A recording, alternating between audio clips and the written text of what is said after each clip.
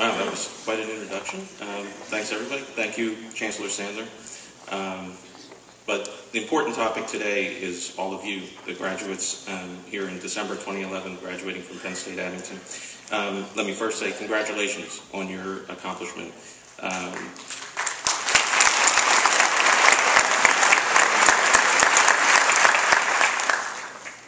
Today I'd like to spend just a few minutes with you to let you know how excited I am of the future that all of you will create for all of us. Chancellor Sandler has established a great tradition of having the guest speaker meet with several members of this graduating class, of every graduating class, over a casual lunch on campus. I have to say that opportunity provided an eye-opening glimpse into the challenges that you all face on a daily basis, your determination, your commitment. It was a very exciting and informative session that I had with several of you. Interestingly, when I got into my car on the way home, or back to the office actually, after that lunch, there was a song on the radio by Brad Paisley.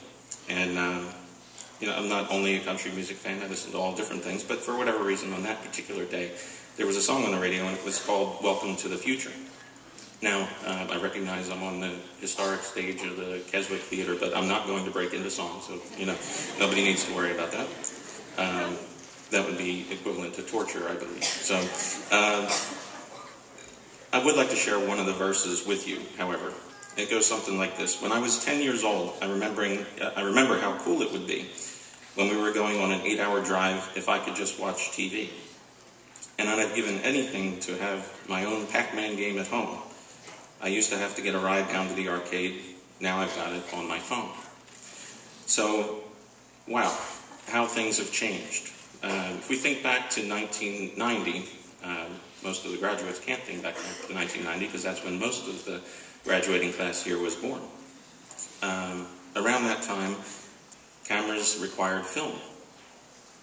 The World Wide Web was just being introduced, and while email existed, it certainly wasn't a mainstream method of communication.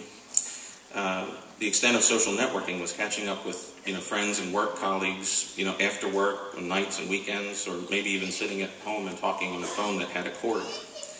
I'd venture to guess that the @ sign and the hash sign on a keyboard, they were probably used more in one day now than they were in an entire year in 1990.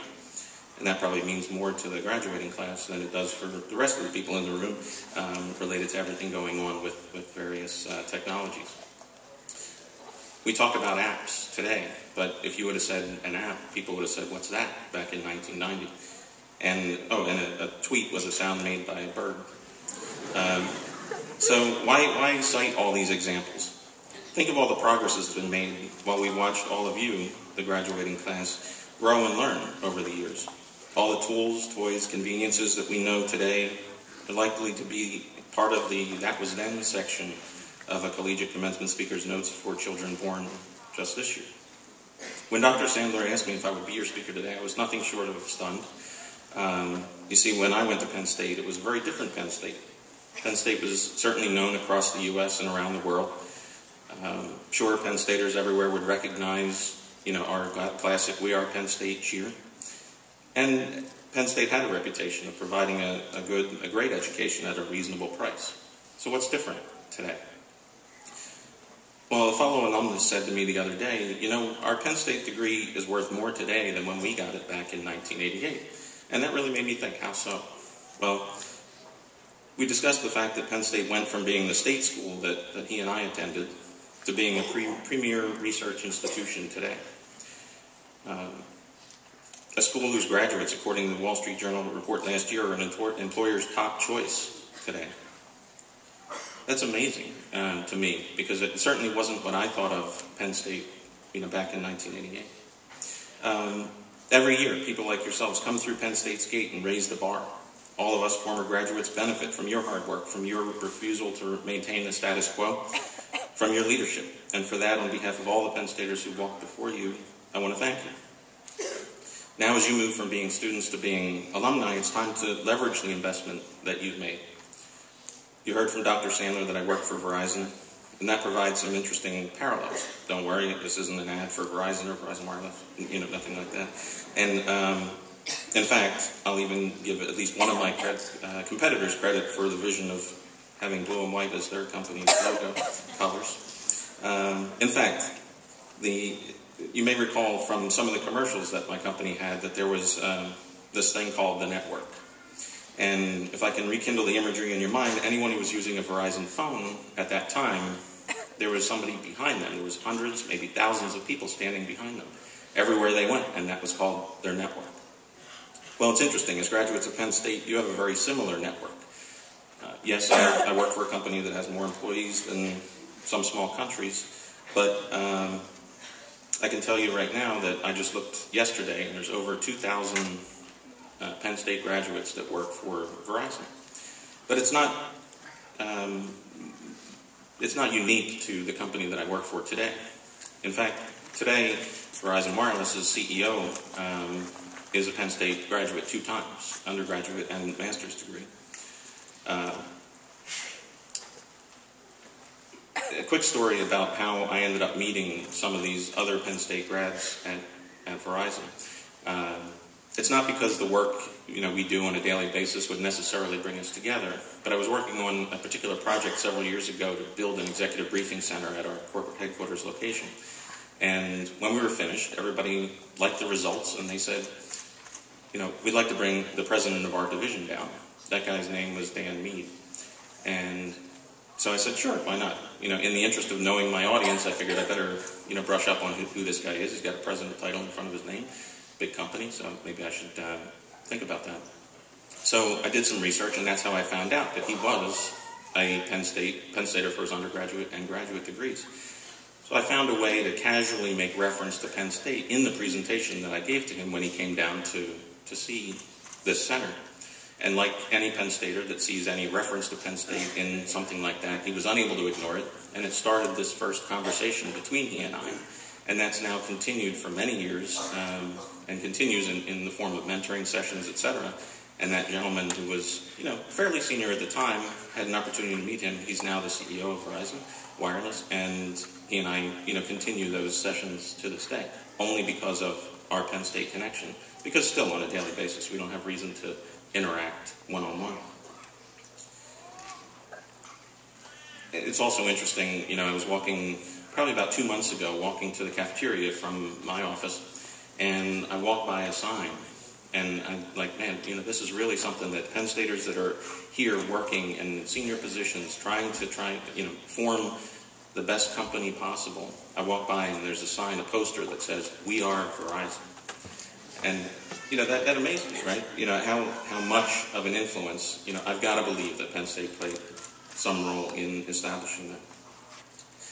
So, as I mentioned earlier, this isn't something that's unique to Verizon. My first job out of Penn State, I was recruited by a large insurance company into their IT department. Why? Well, certainly they recognized the value of a Penn State education, but it didn't hurt that half of the IT department were Penn State grads and wanted to come back up to Penn State to recruit and wanted more Penn Staters to be part of that. So the network is very, very strong. And it's a rare occasion when one of us Penn Staters won't go out of our way to help another one. So use that to your advantage. And when you benefit from that, pass it along as well.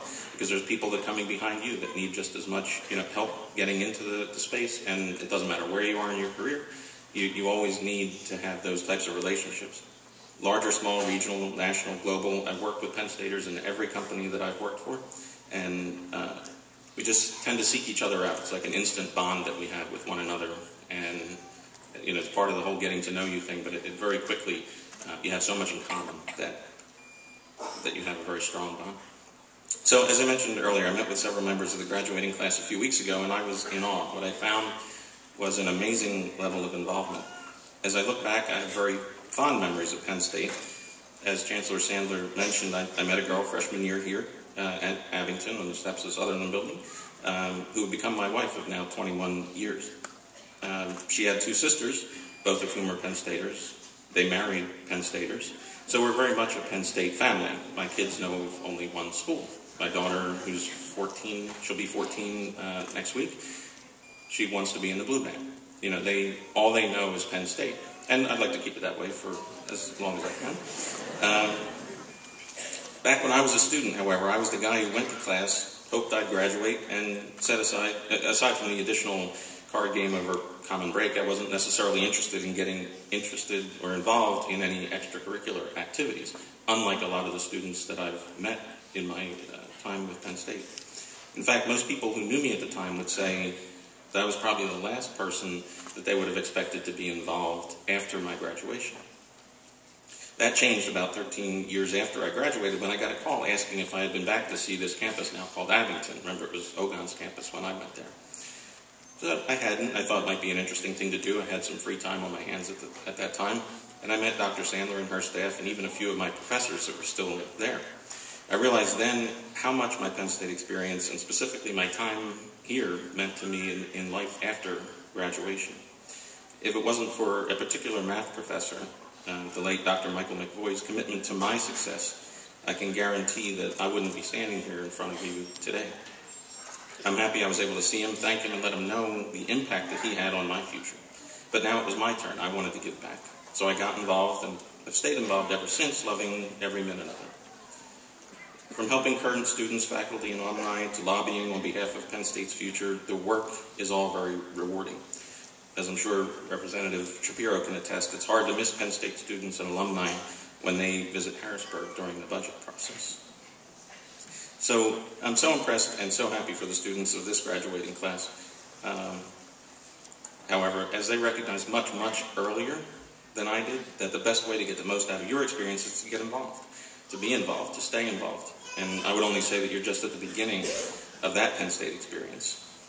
You've earned your blue and white stripes. Our alma mater has prepared you well with a top-tier education, the strongest network in the world, and the desire to make a difference. With these tools, I'm confident that you'll make this world better tomorrow than it is today. You'll be the entrepreneurs, engineers, artisans, technologists, law enforcers, elected officials, business leaders, and the list goes on, that will sculpt our future, the next generation's past. So as you leave here today, I ask you to find your passion, work hard, challenge the status quo, and continue to lead. As one of your peers, you have my unwavering support. Lastly, I ask you to continue to stay involved with your alma mater. As our alma mater says, thou didst mold us, dear old state. Share your success with the graduates that follow you, helping them as they sculpt our future's future. My best to all of you. Congratulations again on your accomplishment. Welcome to the future. And thank you for allowing me to be a part of this great Penn State Abington Day. May you all have a happy holiday season as well. So thanks so much.